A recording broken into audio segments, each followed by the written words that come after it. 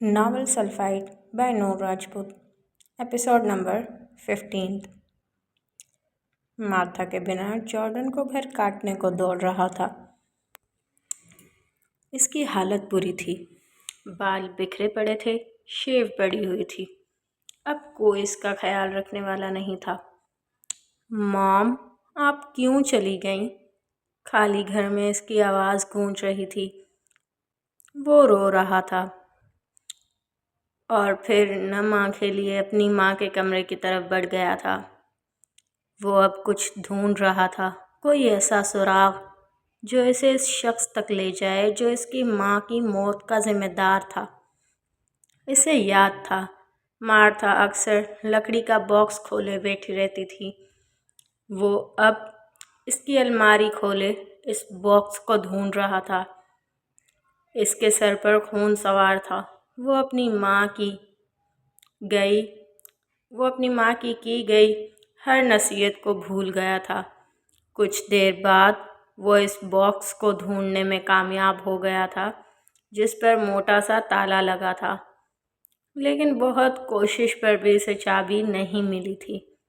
वो इस बॉक्स को पकड़े अब किचन की तरफ बढ़ गया था। यकीनन वो इस ताले को तोड़ने वाला था।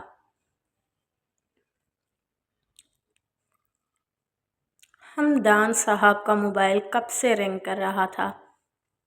आसिया उलझन ज़दा नज़रों से कभी मोबाइल को तो कभी वॉशरूम के दरवाजे को देख रही थी जहां वो कपड़े बदल रहा था। कुछ देर बाद वो शलवार कमीज़ पहने बाहर निकले थे। आसिया बेगम को महसूस हुआ था जैसे वक्त इसको छू कर नहीं गुजरा था। वो आज भी इतने ही जवान नज़र आ रहे थे जितने 22 साल पहले, बल्कि अब इसकी शख्सियत मज़ीद रोबदार हो गई थी। तू मिला है तो ये एहसास हुआ है मुझको, ये मेरी उम्र मोहब्बत के लिए थोड़ी है।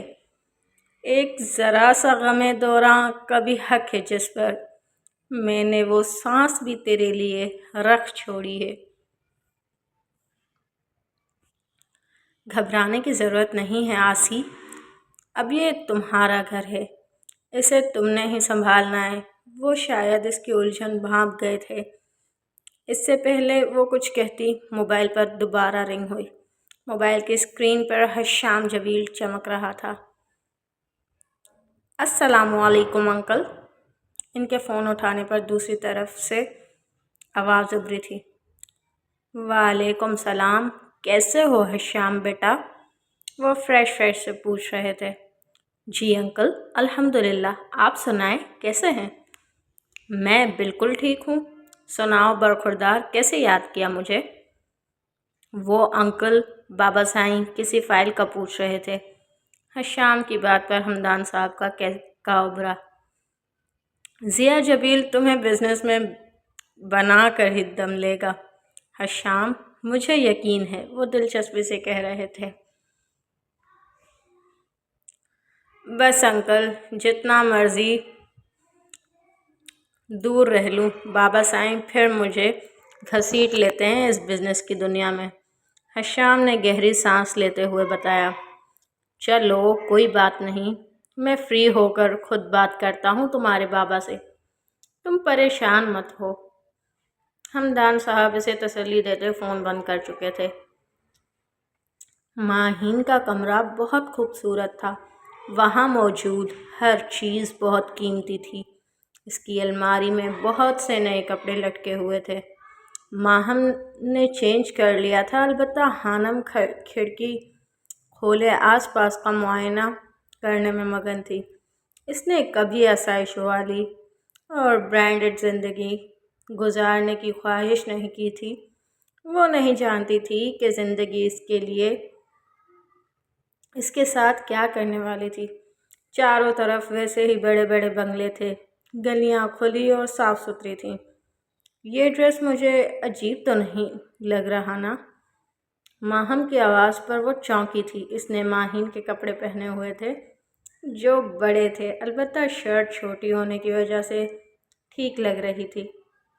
انکل نے ہمارے کپڑے نہیں لانے دیے، اب میں اور کیا پہنتی؟ خانم کے گھوڑنے پر ماہم بڑبڑائی۔ آرچی، میرا موبائل دو، مکی چلایا۔ وہ لوگ رات کے اس پہر ٹاؤن میں واک کر رہے تھے۔ مکی پچھلے 1 گھنٹے سے کسی سے فون پر بات کر رہا تھا۔ تنگ آ کر آرچی نے اس کا موبائل چھین لیا۔ تمہیں اور کوئی کام نہیں ہے کیا؟ آرچی کو غصہ آیا تھا۔ رات کی خاموشی میں ان کی آوازیں گونج رہی تھی۔ شور کی آواز پر خانم نے چونک کر نیچے کی جانب دیکھا تھا۔ روشنی میں اسے گھر باہر سے 2-3 لڑکے گزرتے دکھائی دیے۔ وہ ایک دم چونکی تھی۔ سیاہ رنگ کی جیکٹ پہنے گھنے بالوں والے لڑکے پر اسے روحان جبیر کا احساس ہوا تھا۔ استغفر اللہ، اس نے اپنی ہی سوچ پر اللہ سے معافی مانگی تھی۔ نہ جانے وہ شخص کہاں سے اس کے ذہن میں آ گیا تھا۔ ملازمہ انہیں کھانے کے لیے بلانے آئی تھی اور وہ سر جھٹکتی کھڑکی سے ہٹ گئی تھی۔ وہ 5 منٹ میں منہ ہاتھ دھو کر نیچے جانے کے لیے تیار تھی۔ ماہم سکون سے آرام دہ بیڈ پر لیٹی تھی۔ اسے اپنی زندگی میں آنے والی یہ تبدیلی بہت پسند آ رہی تھی۔ آ جاؤ ماہم، کھانا کھانے چلتے ہیں۔ خانم نے دروازے کی طرف بڑھتے ہوئے اسے پکارا تھا۔ رکو ہانی، ماہم کی آواز پر وہ پلٹی تھی۔ تم کپڑے تبدیل نہیں کرو گی؟ ماہم نے پوچھا تھا۔ کیوں، کیا ہوا ان کپڑوں کو؟ ابھی صبح ہی تو پہنے تھے۔ بالکل نیا سوٹ ہے میرا۔ خانم حیران ہوئی تھی۔ نہیں، میرا مطلب اس والی الماری میں سارے نئے کپڑے ہیں جو استعمال نہیں کیے گئے، تو اس لیے ماہم بات ادھوری چھوڑ گئی تھی۔ میں نہیں چاہتی کہ کل کو ہمدان انکل کی بیٹی کو پتہ چلے اور وہ کہے کہ ہم نے آتے ہی اس کی ہر چیز پر قبضہ کر لیا۔ یار، تم آگے کا کیوں سوچتی ہو؟ ماہم جھنجھلائی۔ ہوتا تو وہی ہے جو نصیب میں ہے۔ لوگوں کی باتوں سے فرق نہیں پڑتا۔ جس چیز پر جس انسان کا نام لکھا ہوتا ہے وہ اسے ملتی ہے، ماہم نے بیڈ سے اترتے ہوئے کہا۔ وہ اکثر چڑ جاتی تھی خانم کے فلسفوں سے۔ باقی تمہاری مرضی۔ وہ دروازہ کھول کر باہر نکل گئی تھی اور اس کے پیچھے پیچھے خانم بھی۔ اگلے دن دوپہر کے کھانے کے بعد ہمدان صاحب انہیں شاپنگ کروانے مال آئے تھے۔ انہوں نے سب کو ان کی پسند اور ضرورت کی ہر چیز دلائی تھی۔ وہ پہلی بار پیسہ خرچ کر کے اتنا خوش ہوئے تھے۔ یہ جو امیر لوگ ہوتے ہیں نا، یہ اکثر رشتوں کے معاملے میں غریب ہوتے ہیں۔ کچھ یہی حال سیٹھ ہمدان کا بھی تھا، جس کے پاس پیسے تو تھے لیکن خرچ کرنے والے نہیں تھے، سوائے ماہی کے جو ان کے پاس رہتی ہی نہیں تھی۔ اب اتنے سارے رشتوں کو پا کر وہ کافی خوش اور خود کو پرسکون محسوس کر رہے تھے۔ ان کے ہوتے ہوئے بھی آسیہ نے اتنے سال غربت میں اپنی خواہشوں کو ختم کر کے گزار دیے تھے۔ یہ چیز ان کے دل میں پھانسی کی طرح اٹکی تھی۔ اب وہ اس چیز کا ازالہ کرنا چاہتے تھے جو کہ کافی حد تک کر چکے تھے۔ ہانی بیٹا، صبح سے آپ کی کلاسز اسٹارٹ ہو رہی ہیں، تیاری کر لی آپ نے؟ وہ بہت پیار سے پوچھ رہے تھے۔ جی انکل، دیکھا تھا میں نے، تیاری کیا کرنی ہے، ابھی یونیورسٹی جا کر ہی کچھ علم ہوگا، خانم نے جواب دیا۔ ٹھیک ہے، میں نے رحیم ڈرائیور کی ڈیوٹی لگا دی ہے، وہ پک اور ڈراپ کر لے گا آپ کو۔ یہاں سے آپ کی یونیورسٹی کافی فاصلے پر ہے۔ جی انکل، وہ بس اتنا ہی کہہ پائی۔ اس کی یونیورسٹی شروع ہونے والی تھی، یعنی اس کی روٹین بدلنے والی تھی۔ مہرو اور خانم دونوں کیفیٹیریا میں موجود تھے۔ جنت روڈ پر۔ روڈ بہت خوبصورت ہے نا؟ خانم نے جوس کا سپ لیتے ہوئے کہا۔ ہاں، تمہیں ہر چیز میں خوبصورتی نظر آتی ہے ہانی۔ اب دیکھ لو، سیمنٹ پتھر سے بنے اس روڈ میں ایسی کیا خاص بات ہے جو تمہیں یہاں بیٹھنا اچھا لگتا ہے؟ مہرو مسکرائی تھی۔ میں نہیں جانتی مجھے اس جگہ میں اتنی دلچسپی کیوں نظر آتی ہے۔ میں نہیں جانتی یہ روڈ مجھے کیوں اچھا لگتا ہے۔ شاید اس لیے کہ اس روڈ کا نام جنت ہے۔ وہ خود ہی اپنے سوال کا جواب دے چکی تھی۔ کیفے کے بالکل سامنے ان کا ڈپارٹمنٹ تھا۔ اچانک انہوں نے بہت سارے اسٹوڈنٹ کو ڈپارٹمنٹ کے اندر جاتے دیکھا۔ یہ اسٹوڈنٹ اتنی جلدی میں کیوں جا رہے ہیں؟ کیا کوئی خاص وجہ ہے؟ خانم بڑبڑائی تھی۔ سب اسٹوڈنٹ جلدی سے آ جائیں، آج سنگنگ کرنے لگا ہے۔ ڈپارٹمنٹ کے گیٹ پر کھڑے ہو کر ایک لڑکے نے نعرہ لگایا تھا۔ آرجے کے نام پر خانم کے کان کھڑے ہوئے تھے۔ اسے اتنا یاد تھا کہ ماہم اور جواد کسی آرجے کے بہت بڑے فین تھے۔ وہ دونوں بھی اسٹوڈنٹس کے پیچھے پیچھے ڈپارٹمنٹ میں داخل ہوئیں۔ گیٹ سے اندر داخل ہونے پر دونوں کی طرف گراؤنڈ تھا۔ دائیں طرف اسٹوڈنٹ کا ایک ہجوم لگا ہوا تھا۔ ایک خوشگوار سی دھن خانم کے کانوں سے ٹکرائی تھی اور بے خود سی اس ہجوم کی طرف بڑھتی چلی گئی تھی۔ ایکسکیوز می، تھوڑا سائڈ پر ہو جائیں پلیز۔ خانم نے آرجے کے گرد گھیرا ڈالے اسٹوڈنٹ سے درخواست کی تھی۔ وہ اسے دیکھنا چاہتی تھی اور پھر پتھر سے بنے بینچ پر گٹار ہاتھ میں تھامے گنگناتے شخص کو دیکھ کر خانم کو حیرت کا شدید جھٹکا لگا تھا۔ اسے ڈپارٹمنٹ کی پوری بلڈنگ اپنے اوپر گرتی ہوئی محسوس ہوئی تھی۔ روحان جبیل یہاں؟ وہ بڑبڑائی تھی۔ وہ ایک جھٹکے سے پیچھے ہوئی تھی۔ کالج میں ہونے والی ایک ایک بات اور آرجے سے ملاقات اس کی آنکھوں کے سامنے گھوم گئی تھی۔ وہ اسٹوڈنٹ کے ہجوم سے پیچھے ہٹتی جا رہی تھی۔ اس نے کبھی خواب میں بھی روحان جبیل سے دوبارہ سامنا کرنے کا نہیں سوچا تھا۔ ہانی، کہاں جا رہی ہو تم؟ ادھر آؤ جلدی۔ مہرو نے اسے پیچھے ہٹتے دیکھا تو کہا، لیکن وہ شاکڈ تھی۔ وہ واپس کیفے چلی گئی تھی۔ ملینیلز کیفے، جو بہت شاندار اور جدید طرز کا نہیں تھا بلکہ ایک عام سا اور سادہ سا کیفے تھا۔ اس کی خوبصورتی وہاں موجود درخت تھے، لمبے اور گھنے درخت۔ نیچے بنا یہ کیفے آنے والے کو اپنی طرف کھینچتا تھا۔ کیفے کے بالکل سامنے جنت روڈ کے دوسری جانب ان کا ڈپارٹمنٹ تھا۔ Molecular biological and molecular genetics MMG۔ وہ اس سبجیکٹ میں ماسٹرز کرنے آئی تھی اور یہی ڈپارٹمنٹ کا نام تھا۔ کتنی ہی دیر وہ خاموش بیٹھی رہی۔ کیا اسے سب یاد ہوگا؟ کیا پھر وہ مجھ سے کوئی بدلہ لے گا؟ خانم کے ذہن میں سوال کسی آندھی طوفان کی طرح اٹھ رہے تھے۔ کیا واقعی روحان جبیل ہی آرجے؟ اسے یقین نہیں ہو رہا تھا۔ وہ جو بھی ہے، لیکن وہ میرے ڈپارٹمنٹ میں کیا کر رہا ہے؟ وہ سچ میں گھبرا گئی تھی۔ اس سے پہلے وہ مجھے دیکھے، مجھے یہاں سے چلا جانا چاہیے۔ خانم نے فیصلہ کیا، اپنا بیگ اٹھایا اور یونیورسٹی کے گیٹ کی طرف قدم بڑھا دیے تھے۔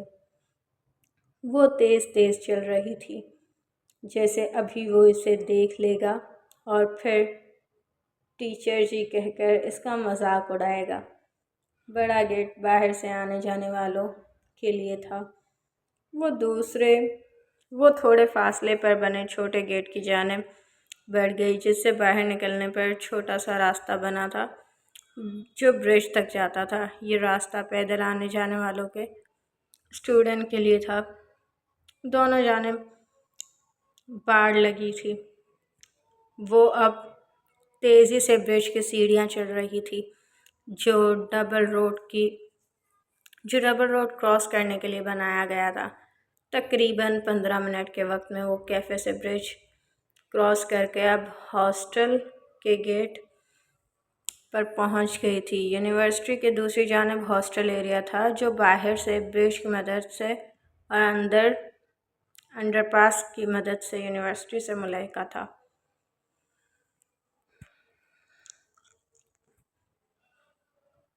انکل، میں سوچ رہی ہوں کہ ہاسٹل شفٹ ہو جاؤں۔ یہاں سے یونیورسٹی کا فاصلہ بہت ہے، کافی ٹائم لگ جاتا ہے، اور پھر میری کلاسز بھی سیکنڈ ٹائم ہوتی ہیں۔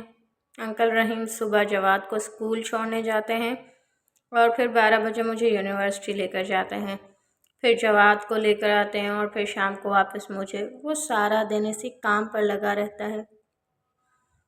وہ آج پہلے دن یونیورسٹی گئی تھی۔ اسے اندازہ ہو گیا تھا کہ یہ بحریہ سے یونیورسٹی کا سفر کافی ہے اور ٹریفک کی وجہ سے وہ آج پہلے ہی دن لیٹ ہو گئی تھی۔ بہت سوچنے پر اس نے ہمدان انکل کے سامنے تجویز پیش کی، لیکن ہاسٹل میں رہنے کی کیا ضرورت ہے؟ آسیہ بیگم پریشان ہوئی تھی۔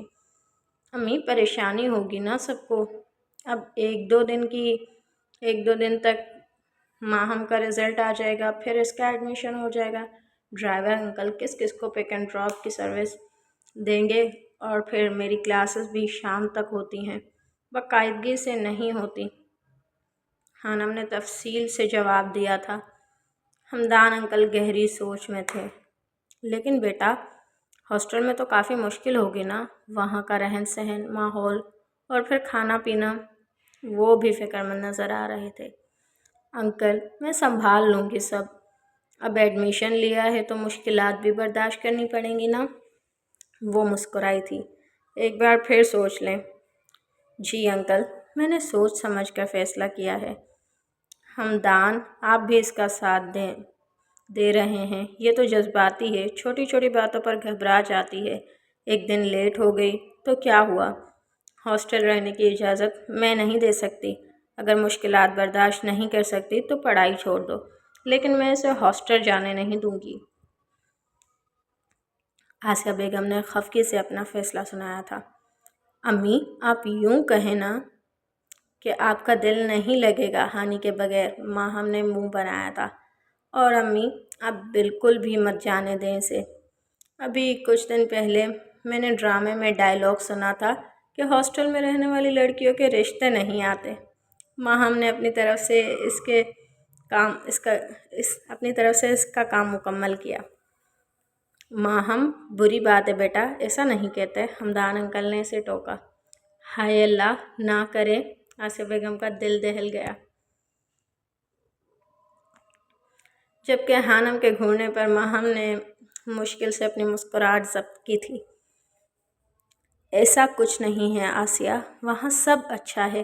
ویسے تو وہ لاہور میں رہنے والوں کو ہاسٹل الاؤڈ نہیں کرتے، میرے جاننے والے ہیں۔ انشاءاللہ کام ہو جائے گا۔ ہمدان انکل کی بات پر خانم نے شکر ادا کیا۔ لیکن ہاسٹل، میرا دل نہیں مانتا ہمدان۔ آسیہ بیگم روحان سی ہوئی تھی۔ کچھ نہیں ہوتا آسیہ، ماہی کو دیکھو، وہ بھی تو رہ رہی ہے نا، اور وہ بھی دوسرے ملک میں۔ اپنے بچوں پر بھروسہ رکھنا چاہیے، انشاءاللہ سب ٹھیک ہو جائے گا۔ وہ ہمیشہ مثبت سوچتے تھے۔ آسیہ بیگم جانے قائل ہوئی تھی یا نہیں، لیکن انہوں نے اس بات میں سر ہلا دیا تھا۔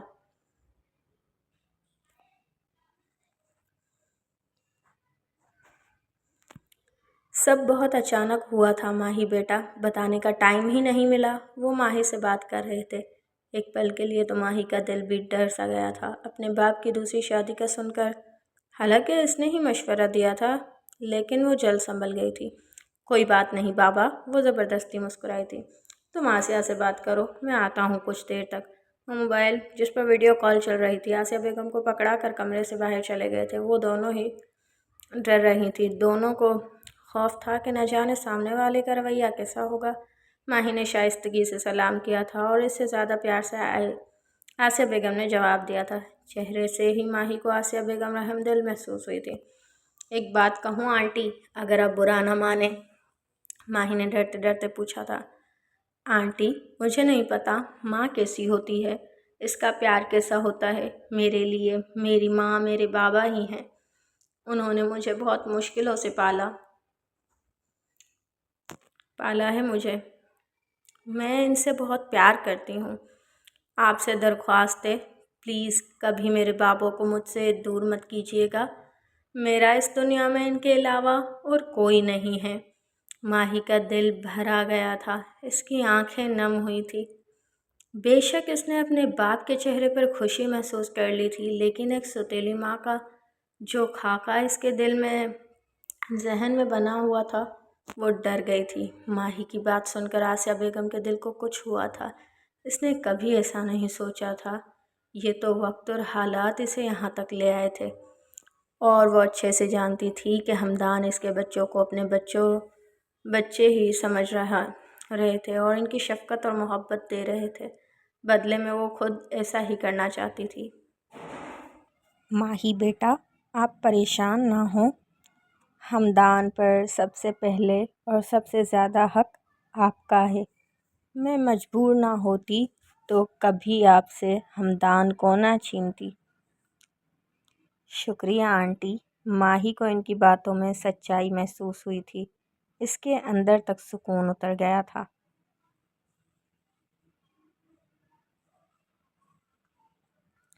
مہرون خانم کو وہاں نہ پا کر اپنے آس پاس نظریں دوڑائی تھیں، لیکن وہ اسے کہیں بھی نظر نہیں آئی تھی۔ یہ ہانی کہاں چلی گئی؟ وہ حیران ہوئی تھی۔ وہ خود آرجے کی بہت بڑی مداح تھی۔ آرجے اس کے کزن مستقیم کا دوست تھا۔ وہ اکثر بیشتر مستقیم سے اس کا ذکر سنتی تھی۔ تصویروں میں دیکھا تھا اسے، لیکن کبھی ملی نہیں تھی۔ مگر وہ یہ نہیں جانتی تھی کہ جس روحان جبیل کا خانم ذکر کرتی تھی وہ آرجے ہی تھا۔ ہانی؟ مہرو نے پاگلوں کی طرح آواز لگائی تھی اور پھر ہجوم سے ہٹ گئی تھی۔ اب وہ اس کا نمبر ملا رہی تھی۔ کہاں ہو تم؟ اس کے ہلو کہنے پر مہرو نے پھاڑ کھانے والے انداز میں پوچھا تھا۔ اسے ڈپارٹمنٹ اور کیفے ہر جگہ ڈھونڈ چکی تھی۔ ہاسٹل ہوں، خانم نے پرسکون لہجے میں جواب دیا تھا۔ کیا لینے گئی ہو ہاسٹل؟ تمہیں پتہ ہے نا ابھی ایک کلاس رہتی ہے۔ مہرو کو سمجھ نہیں آ رہا تھا کہ خانم کو اچانک کیا ہوا تھا۔ میرا سر درد ہو رہا تھا اس لیے میں آ گئی۔ ہائے، سر میں درد کب ہوا؟ ابھی کچھ دیر پہلے تک تو تم بالکل ٹھیک تھی، مہرو نے اچنبھے سے پوچھا۔ یار، اب کیا فون پر ہی پوری تفتیش کرو گی؟ جاؤ جا کر کلاس لو اور میرے بھی نوٹس لے آنا، وہ غصے سے کہہ کر فون بند کر چکی تھی۔ اس کو کیا ہو گیا ہے؟ مہرو کو سمجھ نہیں آ رہا تھا۔ اب وہ بھی کہاں کلاس لینے والی تھی۔ موبائل بیگ میں ڈالنے کے بعد خود بھی ڈپارٹمنٹ سے باہر نکل آئی تھی۔ جب مہرو کو پتہ چلا کہ خانم ہاسٹل رہے گی، اس نے رو دھو کر گھر میں سب کو منا لیا تھا۔ وہ اس کے ساتھ ہی رہنا چاہتی تھی۔ وہ دونوں بچپن سے ایک کلاس اور ایک ہی ادارے میں پڑھتی آئی تھیں۔ اب کیسے مہرو اسے اکیلی کو جینے دیتی؟ وہ دونوں ایک ہی ہاسٹل میں ایک ہی کمرے میں رہتی تھیں۔ جارڈن اس باکس کا تالا توڑنے میں کامیاب ہو گیا تھا۔ اب وہ اسی لیے چھوٹے سے ڈرائنگ روم میں بیٹھا تھا۔ اس کی آنکھوں میں ابھی بھی نمی سی تھی۔ دکھ بہت گہرا تھا جو اس کی روح تک کو جھلسا گیا تھا۔ باکس میں اس کی ماں اور باپ کی بہت سی تصویریں تھیں۔ وہ ایک دوسرے کے ساتھ بہت خوش نظر آ رہے تھے۔ جارڈن نے کبھی اپنے باپ کو نہیں دیکھا تھا۔ تصویر میں موجود شخص بہت وجیحہ تھا۔ وہ مشرقی مرد تھا، شاید اسی لیے مارتھا اس پر دل ہار گئی تھی۔ تصویروں کے علاوہ اس باکس میں ایک لاکٹ نکلا تھا جس پر جابیل لکھا ہوا تھا۔ نفرت کی ایک لہر جارڈن کے پورے جسم میں پھیل گئی تھی۔ میں تمہیں نہیں چھوڑوں گا مسٹر جبیل، میں تمہیں ختم کر دوں گا۔ وہ چیخ رہا تھا، وہ پاگل ہو گیا تھا، ہاں پاگل، اپنی ماں کے دکھ میں۔ کیا میں پوچھ سکتی ہوں کہ ایسی کیا آفت آ گئی تھی جو تم یوں ڈپارٹمنٹ سے بھاگ آئی؟ مہرو نے بیگ کو بیڈ پر پھینکتے ہوئے سکون سے بیٹھی ہانم سے پوچھا۔ ویسے ہی مجھے بھوک لگی تھی۔ کیا تم پاگل ہو ہانی؟ مہرو اس کی منطق پر حیران رہ گئی۔ تمہیں کیا آفت پڑی تھی جو میرے پیچھے پیچھے بھاگ آئی ہو؟ ہانم نے الٹا سوال کیا۔ کیونکہ تم وہاں سے چلی آئی تھی، میں اس لیے آ گئی۔ تو میں بھی اسی لیے آ گئی تھی کہ وہاں پر وہ آ گیا تھا۔ وہ کون؟ مہرو اس کی بات پر چونکی تھی۔ وہی روحان جبیل، منحوس۔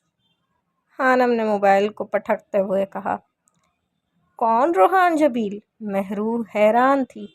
اسے نہیں پتا تھا کہ آر جے ہی روحان جبیل تھا، جیسے ہانم کو نہیں پتا تھا کہ روحان جبیل ہی آر جے تھا۔ وہی تمہارا کرش آر جے، ہانم نے جلے کٹے لہجے میں جواب دیا تھا۔ کیا؟ سچ میں؟ مہرو کو لگا جیسے کوئی دھماکہ ہوا ہو۔ اسے یاد آیا تھا روحان جبیل جس نے کالج میں ہانم کی ناک میں دم کر دیا تھا۔ اف، کیا واقعی؟ کیا آر جے ہی روحان جبیل ہے؟ وہی روحان جو کالج میں تھا؟ ہاں وہی۔ ہانم کو کوفت ہوئی۔ کھاؤ قسم۔ مہرو کا غصہ رفو چکر ہو گیا تھا۔ اب وہ دلچسپی سے پوچھ رہی تھی۔ اس کے اس طرح کہنے پر ہانم نے اسے گھورا تھا، جبکہ مہرو نے ڈھیٹ پن سے دانت نکالے تھے۔ مزہ آنے والا ہے۔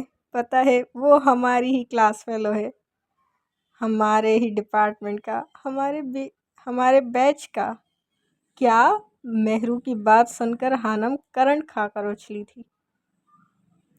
ہاں، میرا کزن بتا رہا تھا۔ میں نے بہت سنا ہے اس کے بارے میں۔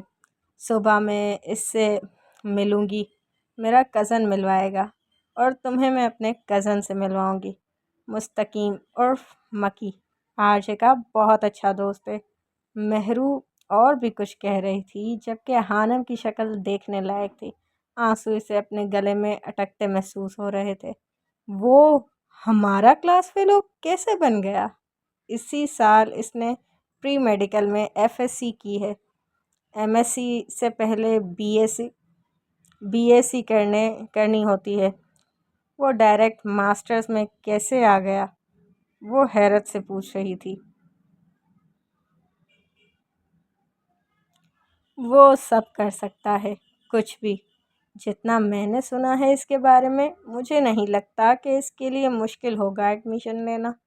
کوئی نہ کوئی جگاڑ لگا لیا ہوگا، مہرو اپنی دھن میں کہہ رہی تھی۔ وہ نہیں جانتی تھی کہ کالج میں آر جے نے ہانم کے ساتھ کیا کیا تھا۔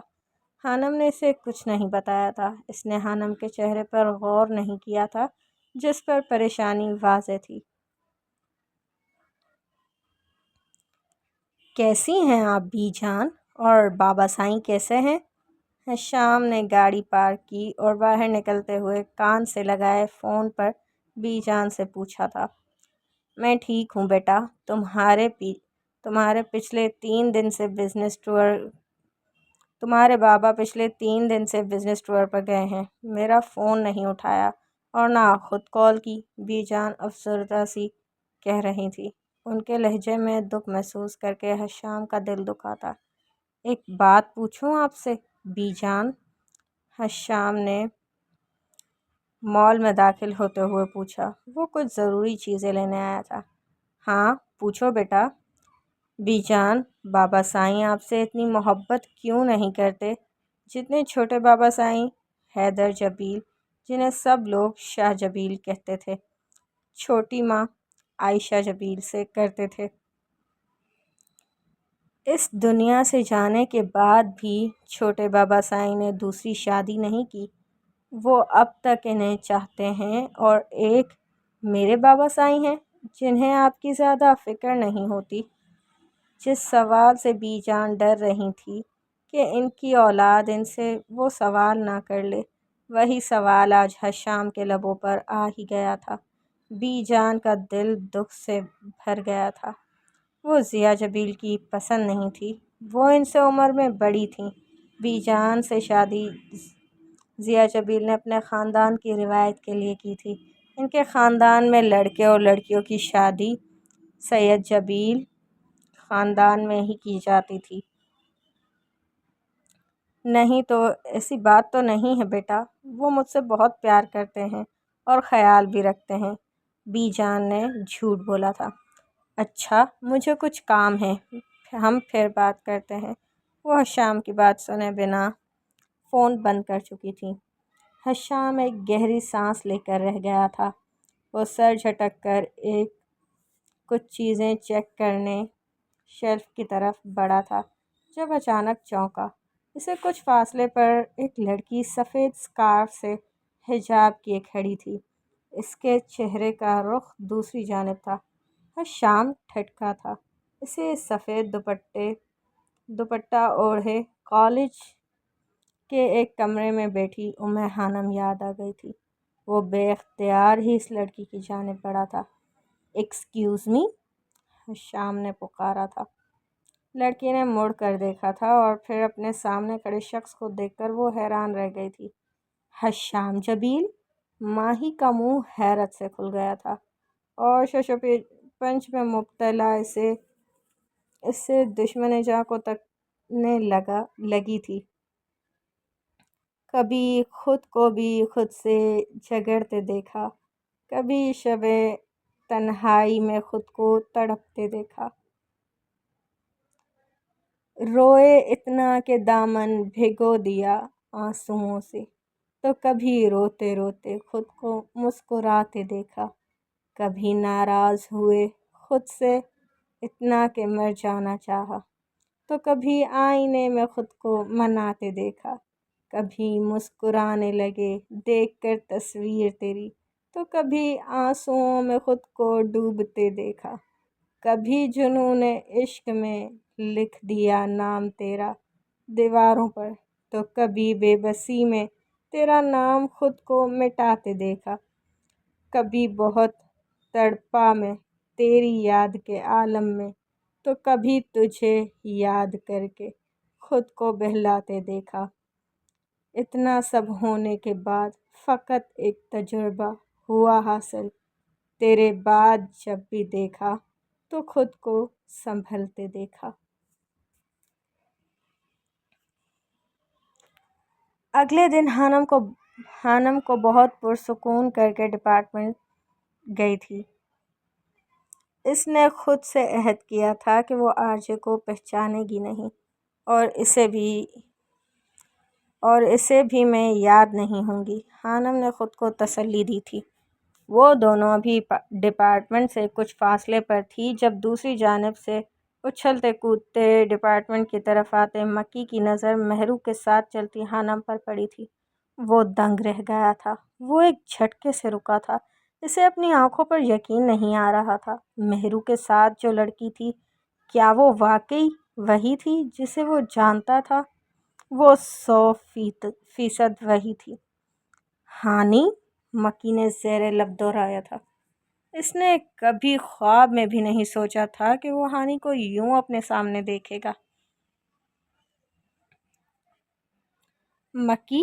مہرو کی آواز پر اس کا سکتہ ٹوٹا تھا۔ مکی خانم کو اپنے ساتھ لیے اس طرف بڑھ رہی تھی۔ کہاں گم ہوتے ہو تم مکی؟ اس سے ملو، یہ میری سب سے پیاری دوست ہے، خانم عرف ہانی۔ اصل جھٹکا مکی کو اب لگا تھا۔ اسے محسوس ہوا تھا کہ اس کے کانوں نے کچھ غلط سنا ہو۔ خانم؟ یہ نام وہ کتنی مرتبہ آرزو کے منہ سے سن چکا تھا۔ اس کے فرشتوں کو بھی خبر نہیں تھی کہ ہانی ہی خانم تھی۔ اور ہانی یہ میرا کزن ہے مستقیم عرف مکی، سب اسے مکی ہی بلاتے ہیں۔ السلام علیکم۔ خانم نے مسکرا کر سلام کیا تھا۔ اس سے وہ لڑکا حلیے سے تھوڑا عجیب لگا تھا۔ مکی نے ہاتھ بڑھا کر اپنی پیشانی پر آئے پسینے کو صاف کیا تھا۔ اگر آرزو کو پتہ چل گیا کہ اس سے آگے وہ سوچ نہیں سکا۔ مجھے کچھ کام ہے، میں آتا ہوں۔ وہ بنا سلام کا جواب دیے واپس پلٹ گیا تھا۔ مکی بات سنو، تم آرجے سے ملنے آئے ہوگے نا، پلیز مجھے اس سے ملوا دو، مہرو چلائی تھی، لیکن وہ تیز تیز قدم اٹھاتا اسٹوڈنٹ کے ہجوم میں غائب ہو گیا تھا۔ تمہیں کیا ضرورت ہے آرجے سے ملنے کی؟ ہانی کا موڈ بگڑا تھا۔ ویسے ہی یار دل کر رہا ہے۔